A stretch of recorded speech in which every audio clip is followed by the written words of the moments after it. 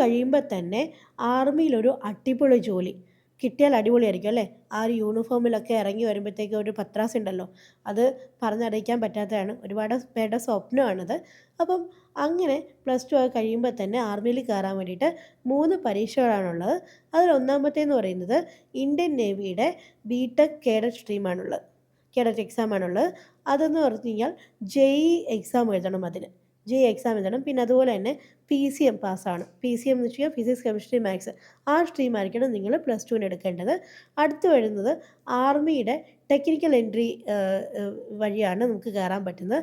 അതിനും ഈ പറഞ്ഞ മാതിരി ഫിസിക്സ്, കെമിസ്ട്രി, മാത്സാണ് പഠിക്കേണ്ടത്. അടുത്ത് വരുന്നത് NDA ആണ്. ഈ കൂട്ടത്തിൽ ഏറ്റവും ഗ്ലോറിയസ് ആയിട്ടുള്ള NDA തന്നെയാണ്. NDA നിങ്ങൾക്ക് 10ാം ക്ലാസ്സിലൊക്കെ പഠിക്കുമ്പോൾ തന്നെ അതിന് പ്രിപ്പയർ ചെയ്ത് തുടങ്ങാവുന്നതാണ്. 2 വർഷം കൂടുമ്പോഴാണ് NDAക്ക് വിളിക്കുന്നത്. ഇപ്പോൾ 2025 വിളിച്ചു. ഇനി അടുത്ത 2027 NDAയുടെ എക്സാം വരുന്നത്. അപ്പം ഈ ഒരു 3 പരീക്ഷകൾ വഴി നിങ്ങൾക്ക് +2 കഴിയുമ്പോൾ തന്നെ ആർമി ജോലി എന്ന് പറയുന്ന സ്വപ്നത്തിലേക്ക് എത്താൻ പറ്റുന്നതാണ്.